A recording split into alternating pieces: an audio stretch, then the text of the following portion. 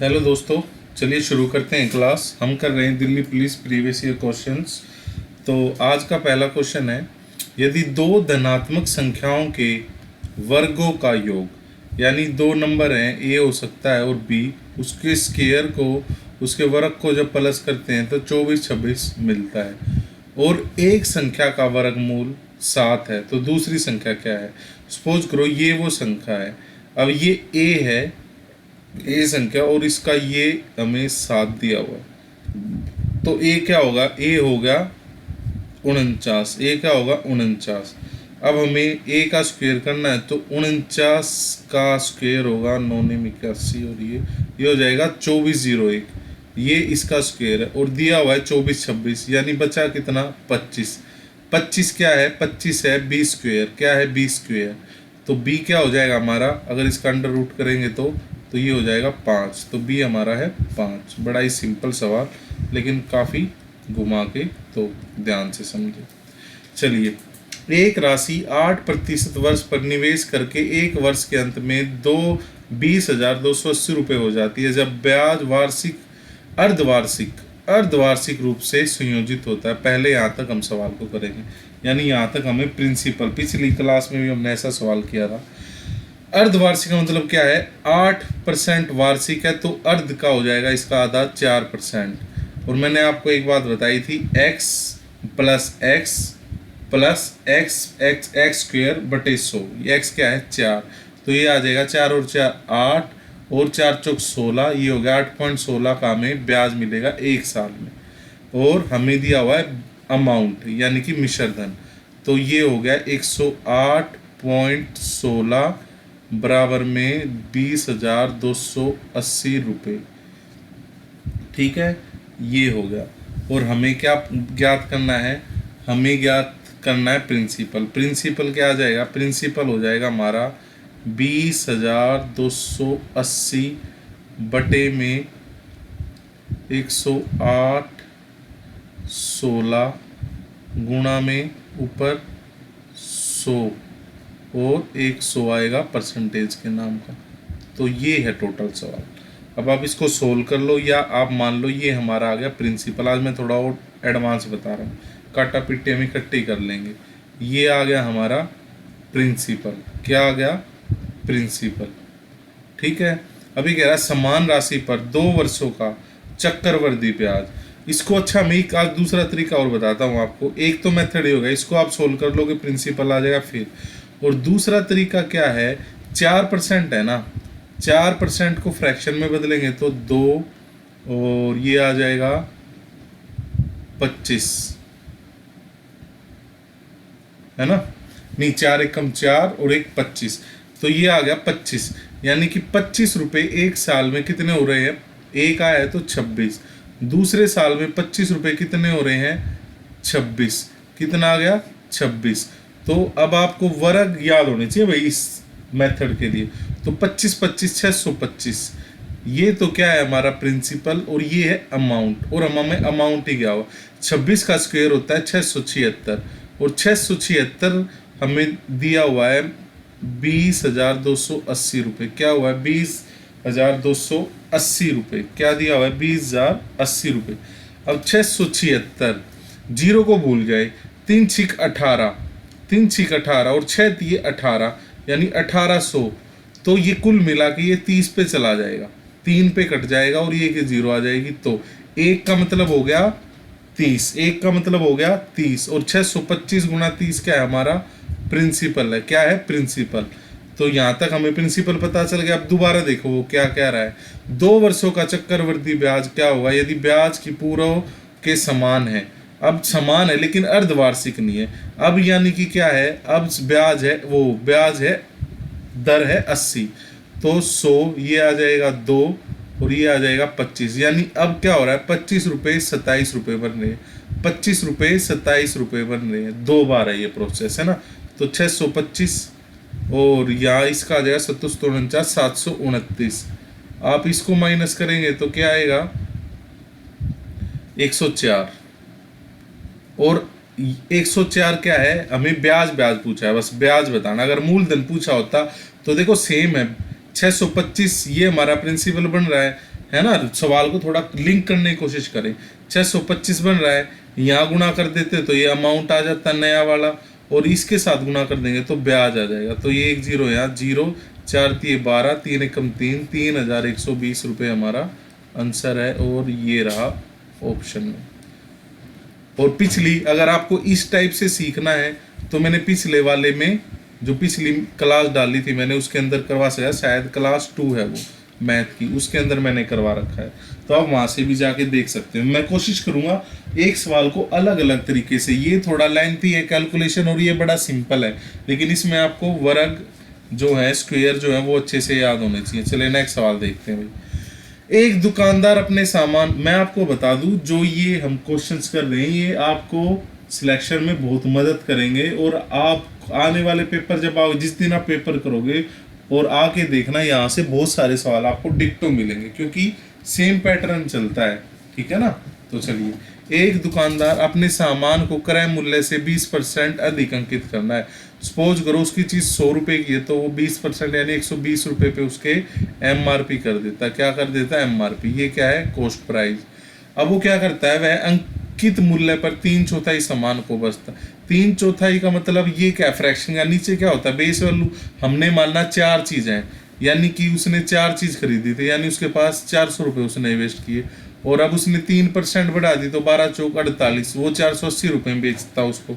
लेकिन आगे देखो क्या करता है, वो 3/4 सामान को बेचता है, वह अंकित मूल्य पर बेच देता है, यानी अंकित मूल्य क्या है 120, और 3 बेचता है यानी 36, 360 रुपये में वो 3 चीज़ बेच देता है। एक चीज़ बचेगी 120 रुपये की, उस पे दे देता है वो 30% छूट, यानी कि बेचता है 70 रुपये की, यानी 12 सत्ते 84। टोटल वो कितने रुपये का सामान बेचता है? वो बेचता है 444 रुपये का। खरीदा कितने का था? 400 रुपये का। तो लाभ या हानि कितना हुआ? 44%, 44 रुपये का लाभ हुआ कितने रुपये में? 400 रुपये पे, तो 11% का लाभ आ गया। है ना आसान सवाल। चलिए आगे, मुश्किल कुछ नहीं है, बस थोड़ा सा समझने का वो है। चलिए नेक्स्ट, सबसे छोटी संख्या कौन सी है जिसे 12, 21 और 35 से विभाजित करने पर समान शेष 2 प्राप्त हो? सबसे छोटी संख्या पूछी है, यानी LCM, लोअर कॉमन फैक्टर बताना है, जो इन कॉमन क्यों है? क्योंकि वो इन सबसे भाग होगा। तो 12, 21 और 35 का LCM कैसे निकालेंगे? हम इसे सिंप्लीफाई कर लेते हैं अभाज्य संख्या। मेरे अकॉर्डिंग तो ये 7 से या 3 से कर लेते हैं, छोटे से करते हैं, 3 से कर दो। 3 चौक 3 सत्ते और 35, 7 और 35 का एलसीएम तो 35 ही होएगा। 35 इसके साथ आ जाएगा और 3 आ जाएगा, 4 3 12, 12 पंजे 60, 6 12 जो 12 3 36, 12 3 36 और 6 420। तो 420 वो नंबर है जो इन सब से पूरा पूरा भाग हो रहा है, लेकिन हमें चाहिए 2 शेष, तो वो हो जाएगा 422। ऑप्शन में है जी रहा, ये रहा। ठीक है, चलिए नेक्स्ट सवाल देखते हैं भाई। ए 5% साधारण ब्याज पर 3 वर्ष के लिए 9,000 रुपये की राशि उधार लेता है। ठीक है भाई, वह इसे बी को 7% साधारण, यानी कि क्या किया उसने, किसी से कम ब्याज पर रुपया लिया और ज़्यादा पर उसको दे दिया। तो 5% पर उसने 7%, यानी वो बीच में कितना खा रहा है? 2%। कितने साल तक खाएगा? 3 तक, यानी टोटल वो 6% खाएगा पैसा। 6% किसका खाएगा? 9 का। 9 का 6% होता है 54, यानी कि 540 रुपये वो कमा लेगा 3 साल में। चलिए ये सवाल नेक्स्ट, समचतुर्भुज का क्षेत्रफल क्या है जिसकी भुजा 10 सेंटीमीटर और छोटा विकर्ण 12 सेंटीमीटर? बड़ा ही इंटरेस्टिंग सवाल है भाई, इसको हम करते हैं। एक समचतुर्भुज है, समचतुर्भुज माने यानी कि उसकी सारी भुजाएं बराबर हैं। हो सकता है वो थोड़ा वर्ग की तरह दिख जाओ, या फिर इसको थोड़ा टेढ़ा कर दो वो इस तरह दिखता हो। इसकी सारी भुजाएं बराबर है और इसका एक विकर्ण दिया गया है, वो क्या है? वो है 12। इसकी लेंथ क्या है? 12। अब हमें क्या बताना है? और ये भुजाएं क्या है? 10 है सारी। क्या है? 10। हमें बताना है इसका समचतुर्भुज का क्षेत्रफल। अब क्षेत्रफल है हम बता देंगे भाई, क्या दिक्कत है। अब आप इस शेप को अगर ध्यान से देखो तो क्या देखोगे? 2 ट्रायंगल बने हुए, एक ट्रायंगल ये है, एक ट्रायंगल ये है। ठीक है, बेस इनका 12 है बिल्कुल। तो हर एक हीरो का फॉर्मूला मैं आपको पिछली क्लास में बता चुका हूँ, वो यहाँ पे अप्लाई हो जाए। वो फॉर्मूला क्या होता है? S minus A S minus B, S minus C और पूरे का अंडर रूट। एस कैसे निकलेगा, A plus B plus C भाग 2। तो ये क्या हो जाए 10, 10 और 12 यानी कि 22, यानी कि 10 और 10 20, 10 20 30 32। तो यानी कि ए आ गया हमारा 16। ए 16 हम डायरेक्ट कर लें या पूरा लिख के दिखाऊं। यहाँ 16 रखोगे, ये 16, 16 माइनस 10, 16 माइनस 10 6, 6 माइनस 10 वो 16 माइनस 10 फिर 6 और 16 माइनस 12 4। ये आ गया भाई हमारा। ठीक है, अब देखो इसका अंडर रूट करने का मैंने तरीका पहले बताया। देखो 16 अपने आप में है तो 4 चौक 16 होता है, 4 बार आएगा। 6 2 है तो 1 6 बार आ जाएगा। 4 2 का रूट है, ये बार आ जाएगा। यानी क्या आ गया, 6 दूनी 12, 12 चौक 48 आ गया एक त्रिभुज का। हमें चाहिए 2 का, तो इसका डबल कर देंगे तो ये आ जाएगा 8 दूनी 16, 4 दूनी 8 और 1 9, 96 सेंटीमीटर स्क्वेयर। इस समचतुर्भुज का क्या है, क्षेत्रफल। है ना इंटरेस्टिंग सवाल। चलिए नेक्स्ट। एक ट्रेन एक समान चाल से 400 किलोमीटर की दूरी तय करती है। यदि चाल 10 किलोमीटर घंटा अधिक होती तो समान यात्रा के लिए 2 घंटे कम लगते। ट्रेन की चाल बताए। इसे हम करेंगे हिट एंड ट्रायल से। हमें ऐसी रेस देखनी है जो 40 को भाग कर दे 400 को और पूरा पूरा नंबर से भाग करे, पॉइंट में ना आए। 25 करोगे तो 35 से नहीं भाग होता, 35 से ये भी नहीं भाग होता, 30 से 40 भाग नहीं होता, तो बचा 40। पहले उसकी स्पीड थी 40, पहले उसकी स्पीड थी 40, तो 0 0 10, फिर उसने 10 बढ़ा दी यानी कि हो गई अब उसकी 50। 0 और 1 8, 8 माइनस 2 यानी कि 2 घंटे कम लग रहे हैं और 40 यहाँ पे सेटिस्फाई कर गया। तो यही हमारा आंसर है, यही हमारा आंसर है। चलिए आगे चलते हैं। ए बी की तुलना में 5 गुना अच्छा कार्य करता है। ए और बी है भाई, उनकी ये पर डे एफिशिएंसी है। बी की तुलना में अच्छा कार्य करता है, यानी बी कोई काम 5 एक दिन में 5 काम, सॉरी एक दिन में 5 काम करता है ना ए, तो बी एक काम करता है। बी क्या है, एक काम करता है। इसीलिए एक कार्य को बी की तुलना में 52 कम दिन में कर सकता है। ए जो है वो 52 दिन कम में कर सकता है, यानी कि इसका क्या होएगा 52 दिन में कम में कर सकता है। तो इन दोनों का गैप देखो क्या है, इन दोनों का गैप है 4 और यही 52 दिन कम बनाएगा। तो ये है 13, यानी 13 नहीं नहीं नहीं नहीं 14। एक का मतलब कितना हो गया, नहीं 4 एकम 4 13, ठीक है 13 आ गया। एक का मतलब है 13, यानी कि 13 पंजे 65 और 13 एकम 13। तो ये यहाँ पे एफिशिएंसी थी ये, तो इसका उल्टा हो जाएगा ना। बी ए कोई काम करता है 13 दिन में और बी कोई काम करता है 65 दिन में, और इनका टोटल वर्क कितना है 65। अब आप देखिए चीजें 13 पंजे 65 और ये एक दिन में 5 कुर्सी बनाता है और बी एक दिन में एक ही कुर्सी बनाता है। ठीक है, मैंने कहा था ये 5 काम कर देता है एक दिन में और ये एक ही काम कर पाता है। तो हो गया इस समझ में, यानी कि टोटल इन्होंने पूछा दोनों मिलकर करेंगे, टोटल काम है 65 और टोटल काम एक दिन में दोनों मिलकर करते 6। तो कितने दिन में काम खत्म होएगा, ये होएगा 6 एकम 6 और फिर 0, 5/6 दिन में काम खत्म होएगा। ये हमारा आंसर है। थोड़ा ध्यान से समझना, बड़ा सिंपल सा सवाल है। चलिए नेक्स्ट। n संख्याओं का औसत 36 है। ठीक है भाई, n कोई नंबर है हमें नहीं पता, उनका जो औसत है वो 36 है।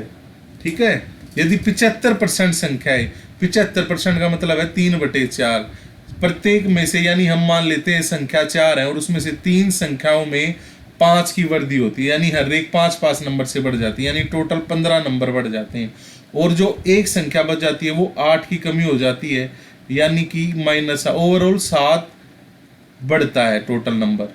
ये मैंने क्या किया, ये परसेंटेज दी हुई थी 75, तो इसका फ्रैक्शन आया 4। मैंने माना टोटल चीज 4 है, n मैंने मान लिया 4। अब वो कह रहा है 75%। 75 मतलब है 4 का 75% 3 नंबर जो है वो 5 की वृद्धि करते हैं, यानी 5 5 5 तो हो गया 15, ये हो गया 15 बढ़ता है, और ये एक अकेला -8 हो जाता है, यानी ओवरऑल वो प्लस में ही है 7। और ये 7 पैसे हैं या नंबर है, ये चारों लोगों में बढ़ जाएंगे। तो ये आएगा 4 एकम 4 और 4 7 28, है ना, 4 सत्ते 28 और 2 75, 1.75 बढ़ जाता है। पहले 36 तब हो जाएगा 37.75। ये पहला ही हमारा आंसर है। चलिए, जिसका बेस क्लियर नहीं होगा शायद उनको ये समझने में मुश्किल आए, लेकिन जिसका बेस क्लियर है एक दो बार देखेंगे तो हो जाएगा। ठीक है, चलिए आगे देखते हैं। 3 वस्तुएं प्रति 200 रुपए में खरीदी जाती हैं, यानी कि टोटल 600 रुपए इन्वेस्ट हुए भाई। उनमें से एक को 12.5%, 12.5 का मतलब होता है 1/8, 200 रुपए पे 1/8 का घाटा होता है, यानी कि 25 रुपए का। अब उसे कह रहा है कि दोनों टोटल उसने 20% का लाभ कमाना है, यानी कि 20%, 120 रुपये का प्रॉफिट कमाना है। 120 रुपये का प्रॉफिट कमाना है, तो वो कह रहा है बाकी दो चीज़ों को किस रेट में या कितने लाभ परसेंट पर बेचा जाए। 120 तो ये और 25 का ये घाटा हुआ, ये भी उन दो में से ही पूरा करना पड़ेगा। टोटल 145 रुपये फालतू में देना पड़ेगा। कौन? 400 रुपये की चीज़ को। तो यहाँ से हम परसेंटेज निकाल लेंगे, 0 से 0 और क्या आएगा 8 और 2 29, 4 और 1 5, है ना। 5 × 45, 4 4 दूनी 8, 125 और ये हो जाएगा 4 3 31 पॉइंट कुछ आएगा। है कोई आंसर? नहीं, 31 तो नहीं आ रहा भैया, क्या गलती हो गई हमारे से। 145 रुपये 400 रुपये गुणा में 100 रुपये, ये उसका दोनों वस्तु का लाभ होगा। तो 0 से 0 कट गई। ठीक है भाई, और क्या हो सकता है? और हम इसको काट लेते हैं यहाँ पे 8 पे, और ये 2 पे कटेगा। वो मैंने 5 कर दिया, ये 2 पे कट गया। ठीक है, तो ये कितना हो गया? ये 5 दूनी 10, 1 4 दूनी 8, 290 रुपये हैं। और 8 8 एकम 8, 8 दूनी 16, 8 3 24, 5 8 5 40, 8 6 48, 36 पॉइंट, ये वाला आंसर आ जाएगा। ठीक है, वहाँ थोड़ी सी काटने में गलती हो गई। चलिए भाई, ये सवाल भी बहुत ही फेमस सवाल है, हमेशा आता है और एसएससी के हर मोस्टली एग्जाम्स में आता है। ये देखिए, प्रति किलो चीनी की कीमत 25% की कमी के कारण राधा 1200 रुपये में। पहले आप यहाँ पे देखो, चीनी में कमी कितनी हुई? 25% की। 25% का मतलब क्या होता है? फ्रैक्शन में 1/4, यानी पहले कोई चीज 4 रुपए की आती थी, अब वो 3 रुपए की आने लगी। ये है प्राइस, ये है प्राइस। और क्वांटिटी कैसे आएगी? वो पहले वो 3 चीज खरीद पाता था, अब वो 4 चीज खरीद पा रहा है। और यानी कि एक चीज वो फालतू खरीद रहा है। और सवाल में हमें दे रखा 10 किलो अधिक खरीद रहा है, एक का मतलब 10 है, तो वो 30 किलो चीनी पहले खरीदता था, वो खरीद रहा है 40 रुपए किलो चीनी। अब वो कह रहा है वास्तविक मूल्य है। वास्तविक मूल्य क्या होगा? 1200 रुपये में पहले वो 30 किलो चीनी खरीदता था, यानी 0 के 0 और 3 चौक 12, 40 रुपये। और अभी की पूछ लेता तो क्या करते? अभी आता 30 रुपये किलो है चीनी का प्राइस। ठीक है, चलिए अब आगे नेक्स्ट सवाल करते हैं। एक आयत की लंबाई वृत्त की त्रिज्या की 2/5 है। ठीक है भाई, वृत्त की त्रिज्या एक वर्ग की भुजा के बराबर है जिसका क्षेत्रफल 49 है। सवाल सोल्व। यानी कि वर्ग का क्षेत्रफल 49 क्या होता है? a², यानी कि 70 है उसकी भुजा। और वर्ग की भुजा किसके बराबर है? वर्ग की त्रिज्या के बराबर है। और आयत की लंबाई कितनी है? वृत्त की त्रिज्या की 2/5, यानी कि 28 सेंटीमीटर। आयत का क्षेत्रफल लिखाना है, चौड़ाई ये दी हुई है 28 गुणा 20, ये हो जाएगा 28 दूनी 56, 560 हमारा आंसर आ जाएगा। है ना आसान सवाल। चलिए नेक्स्ट देखते हैं। एक चुनाव में 2 उम्मीदवारों के लिए डाले गए मतों का अनुपात 3:10 है, यानी एक को 3 वोट मिले, एक को 10 वोट मिले, टोटल वोट 13 है। बात खत्म। अब आगे पढ़ो सवाल को। और सभी वैध मत हैं, मतलब कोई गड़बड़ वाले वोट नहीं है। यदि विजयी उम्मीदवार को 1,56,200 वोट मिले, यानी इसको, तो एक का मतलब क्या हो गया? एक का 1 0 से 1 कट के हो जाएगा 15,000, ये हो जाएगा, है ना, 15,620। और हमें क्या बताना है? कुल मत। इसको 13 से गुणा कर लो। 0 13 दूनी 26, 2 13 6 78, 8 13 5 65, 3 7 13 एकम 13 और 20 20 30 60 है कहीं? ये रहा, ये हमारा आंसर है। चलिए नेक्स्ट सवाल। यदि किसी वृत्त की त्रिज्या 10% बढ़ती है तो उसके क्षेत्रफल में कितने परसेंट की वृद्धि होगी। एक फॉर्मूला मैंने आपको बताया था SICI में, x सेम चीज बढ़ रही है तो x प्लस एक्स गुणा एक्स स्क्वेयर बटे में 100, तो वो सेम यहाँ पे लग जाएगा। वैसे आप काटोगे कुछ मान के तो निकाल सकते हो, बाकी ये याद रख लो ये सवाल सेम आता है, चाहे आयत में आए, वर्ग में आए, इसमें आए, तो 10% बढ़ेगी तो 10 10 20 और 100 से 21% की क्षेत्रफल में बढ़ोतरी हो जाएगी। तो चलिए ये थी आज की हमारी क्लास, उम्मीद करता हूँ आपको समझ आई होगी। कुछ डाउट हो तो ज़रूर कमेंट बॉक्स में बताना, बाकी वीडियो को शेयर करना चाहें तो ज़रूर करें। मिलते हैं नेक्स्ट क्लास में। जय हिंद। 10 से पूछ